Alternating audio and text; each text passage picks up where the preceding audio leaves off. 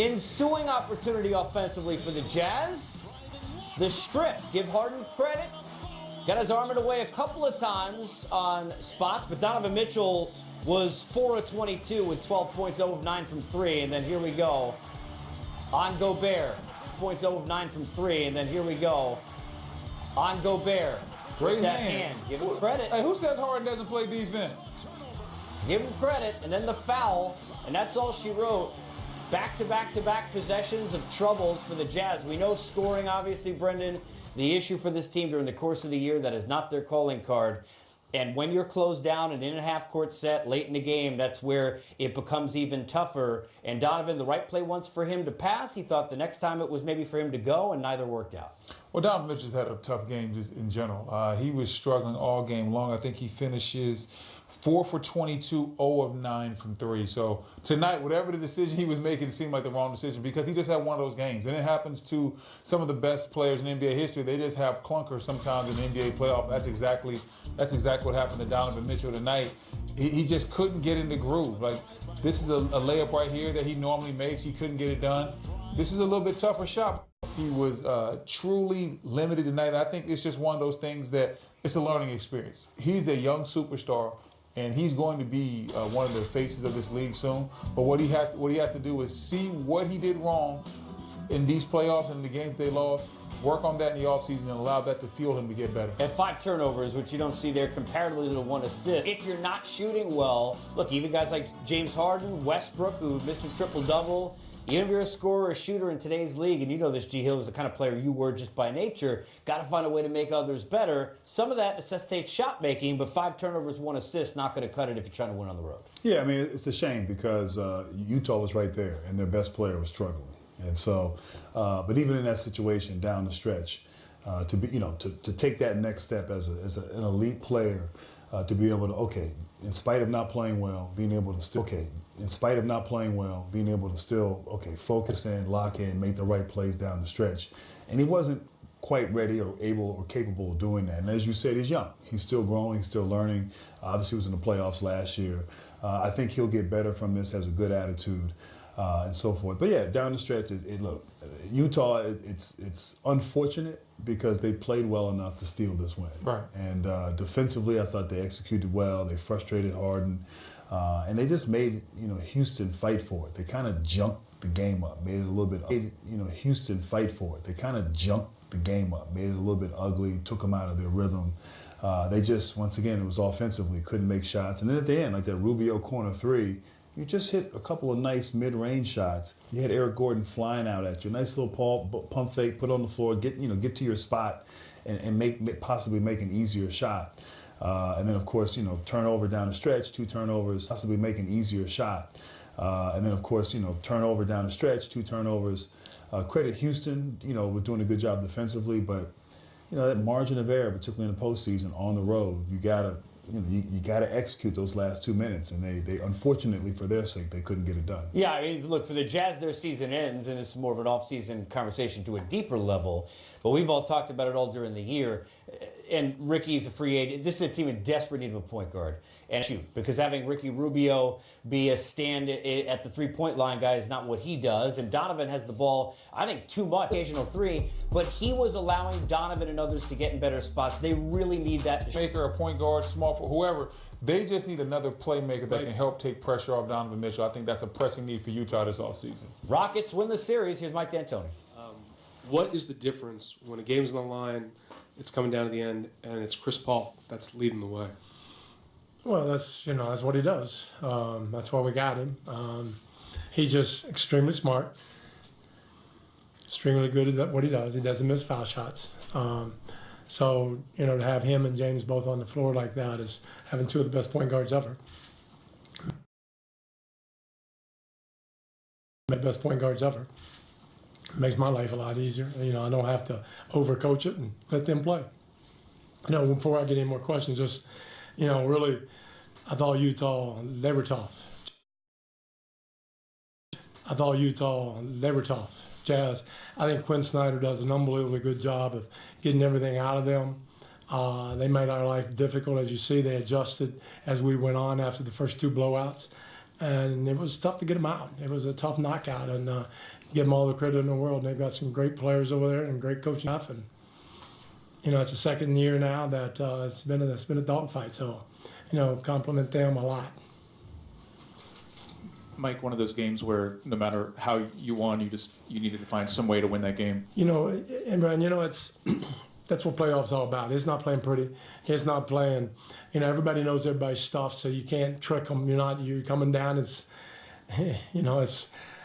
it's tough. You got to make big plays, and it's one-on-one more, and you got to go after them, and you got to guard them. And I thought that PJ the whole game was unbelievable. Eric played 40 minutes on Donovan Mitchell. We try to mirror their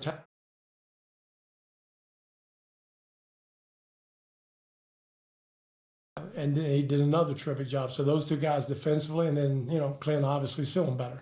And Clint was a bear. He came up with one big rebound and 2-point play, missed the foul shot, but just everybody. And it's by their heart and just their tenacity and to get the win, because and going forward we're going to need the same thing. It's not going to be pretty, but we're going to have to play like we did tonight. This kind of enthusiasm. Kind of the same vein, in a game like this, would it have to almost come down to a steal in the last minute, the block shot in the last minute, rather than a little flurry of threes? No, it's not pretty. It never is. And those shots were huge, and sometimes like the first couple games we're rolling, everything's good, but it comes down to making big plays and big moments. It could be on a defensive end, it could be a big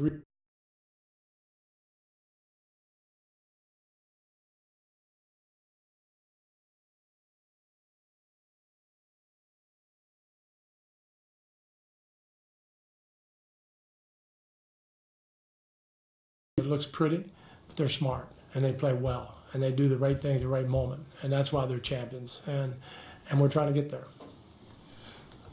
Coach, how impressed were you? Coach, how impressed were you with your defense? You all held them to under 30% from the three-point line again tonight. I think it was 23%.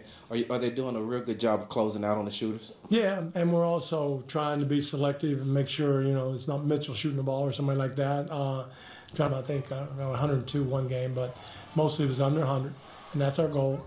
And hopefully we can. We barely got 100 tonight, but offensively mostly it was under 100, and that's our goal. And hopefully we can. We barely got 100 tonight, but offensively we should get over 100. And that's what's going to win it for us if we go forward, and we're going to keep getting better at it. And I thought it was really good tonight. Mike, you guys limited Donovan Mitchell to 4-22 shooting. What did you like about what Eric and honestly the whole team did on Donovan? Well, Eric is just again, he's underrated as a player. We know that. Offensively, he probably gets more as a player. We know that. Offensively, he probably gets more, oh boy, he can really shoot it. But his defense is just outstanding. He gets through picks. He's strong and doesn't get knocked off line, and puts a chest on him. And he's just one of the better defensive players in the league. He and PJ both. I mean, I don't know how many times PJ blocked the ball coming back, giving that extra effort, and when they could have done something. So those two guys out there, and Clint and CP and Jay, we should be good defensively, and we are. And it comes at a good time. They've shown all the way throughout the season. Throughout this series, have you seen them lean into that confidence differently? No, they just always haven't. I mean, these are tough guys, and they don't get shook. I mean, we could have played bad. We could have lost tonight, and they would have come back game 6 and get the job done. They've been through it. Everybody's had disappointments, and that happens. But it's just 5 of them for sure. And then Nene, you can throw him in there. They've been through the pro cycle, so they know what has to be done. And I have extreme confidence that they will.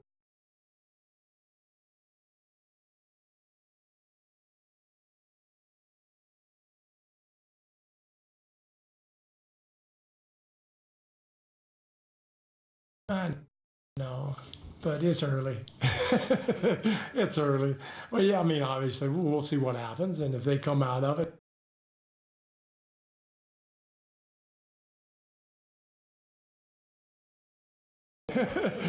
You know how good they are. So we'll see. We'll see how it goes. I can't follow that one. That's tough, isn't it? I'm here nightly, so we all good. Well, What led to the change with Nene coming off the bench in this one? Why well, make that I call? thought we need some toughness, and Nene. Change with Nene coming off the bench in this one. Why Well, make that I call? thought we need some toughness, and Nene gave us 6 points, and knocked some people around, and that's what Nene does. And how many minutes he gave us? Gave us 10 minutes, and that's good. Clint can now go longer. Nene did a heck of a job, and we needed that. Got one over there. Yeah, there you go. I know teams like to chase you off the 3-point line. Mhm. Have you seen many teams defend from behind their shooters? Milwaukee, there's 2 now, and we still get 37 threes up. So, we'll still give what we got. We weren't sharp offensively, and we had a chance to. I think we're up 11, if I'm not mistaken, or something like that. And we had like 2 semi-fast breaks right in the end of the third quarter. We just kind of lost the ball. Bad pass, whatever. You score there, and all of a sudden it's a bit different game. And we just weren't sharp, and that comes from probably the intensity and the moment. And hopefully, as we go further, it'll ease out a little bit. But closeout games are not pretty. Closeout games are not pretty most of the time. And it's just you gotta slug it out. And I thought both teams did a good job. Can you talk about what Daniel House gave you off the bench and what you see of him, a young guy coming in and being able to contribute?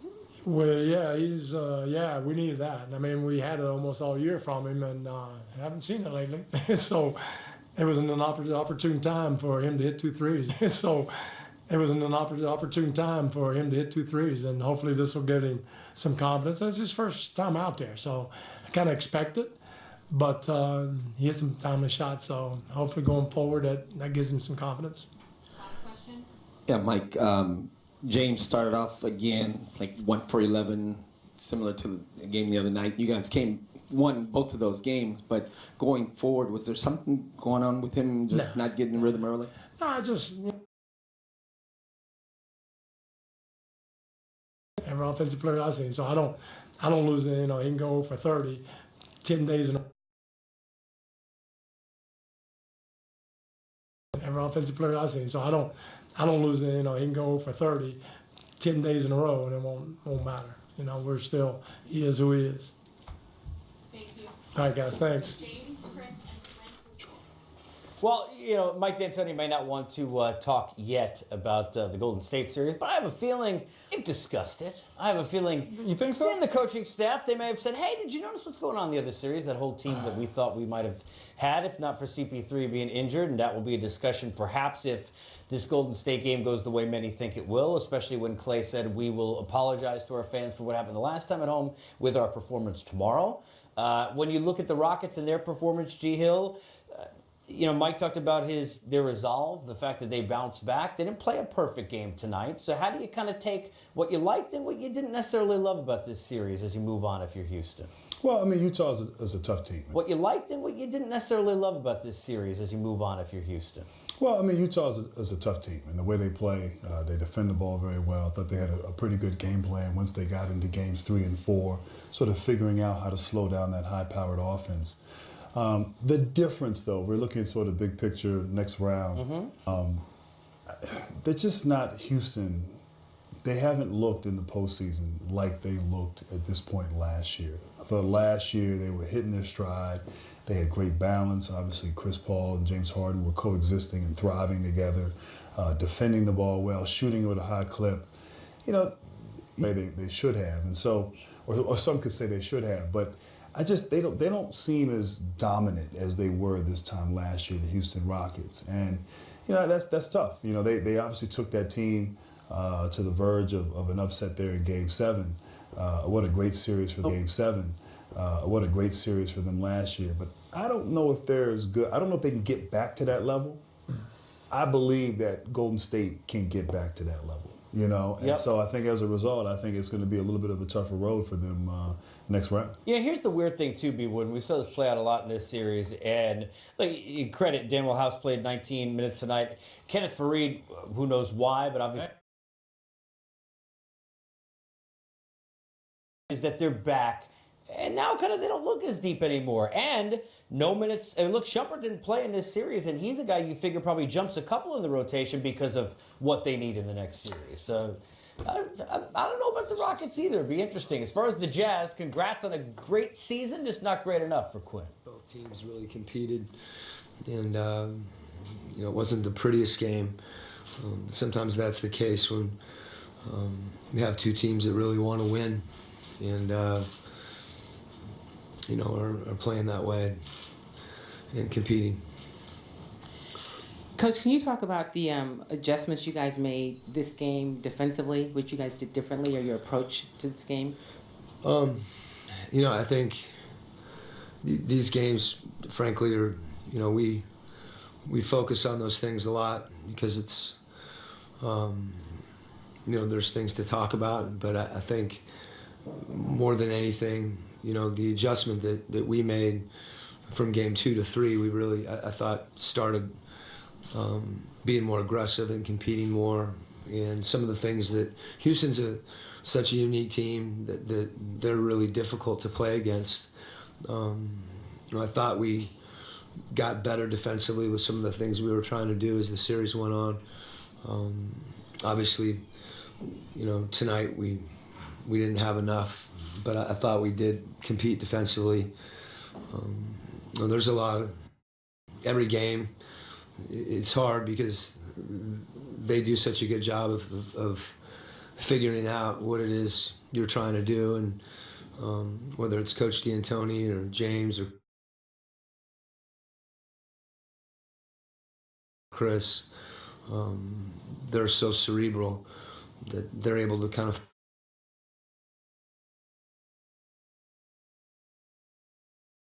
find weaknesses in your defense. So to the extent that sometimes that means just try to do it better and harder, do differently, and maybe that helps you be better. So it's a combination of a few of those things tonight without getting into all the details.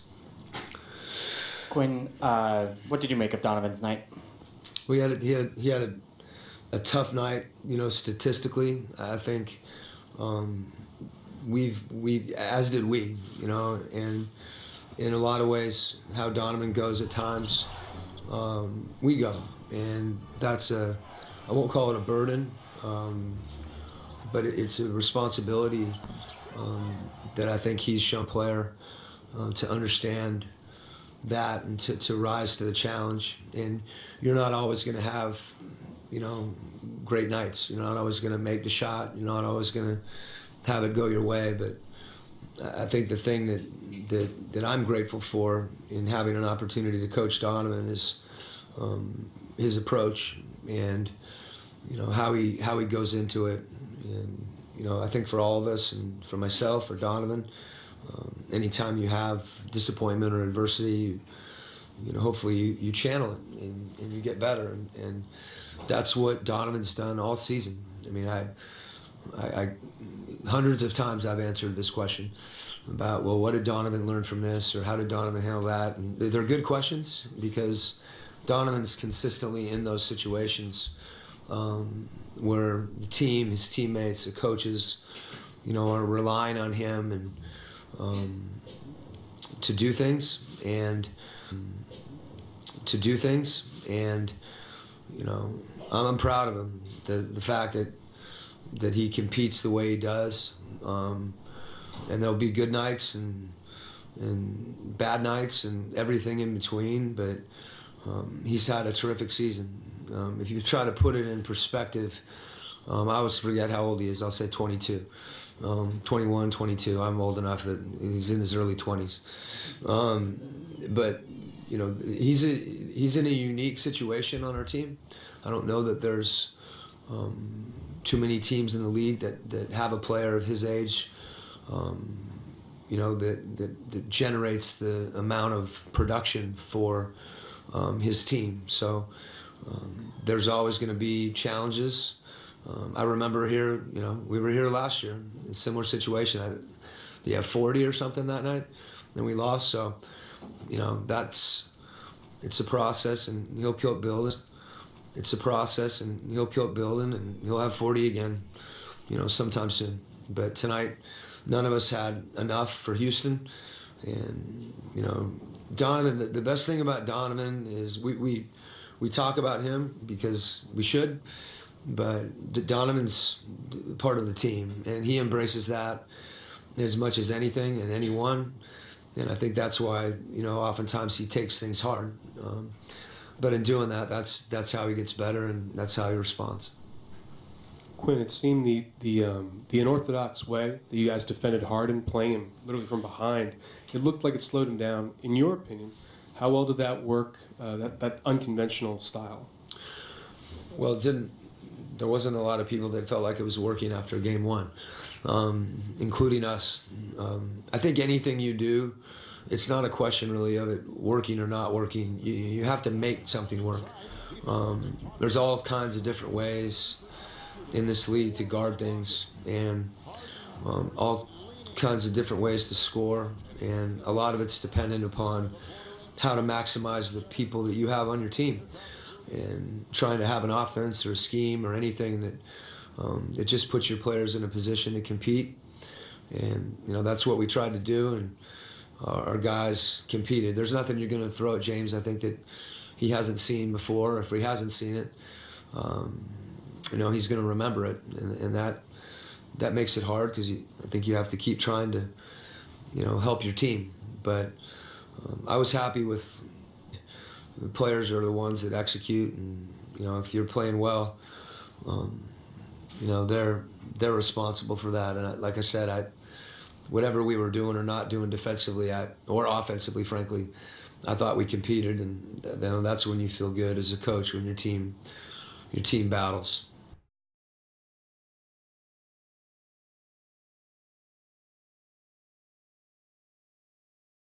So I think, when you look at Houston, at least the way that we looked at it, we didn't look at our first two games and say that's who they are. We looked at, the second two we played them, and as the year went on, and I think they did the same thing last year. I think they really found a way of playing, a system defensively that fits them, that they're committed to, that they embrace, that they execute. And it's similar to guarding them. Execute, and it's similar to guarding them, in that they do some things that they're not the only team in the NBA that does it, and it's them that they make what they do work because it fits them. So there's different challenges that you have when you attack them, and it really puts a lot of responsibility on, our guys offensively to try to make reads and, and adjust sometimes to how they're playing. But I think the numbers bear it out that you can always say that, but the other team makes you miss shots too. And I think they made it hard on us. I thought that physically they were really dialed in. One of the things that they do puts a lot of emphasis on it, but they really communicate well as a team. So they're able to cover for each other, puts a lot of emphasis on it, but they really communicate well as a team. So they're able to cover for each other, and that communication is something that really binds the defense together and makes them difficult to play against. So. Thanks, Keith. Mm-hmm.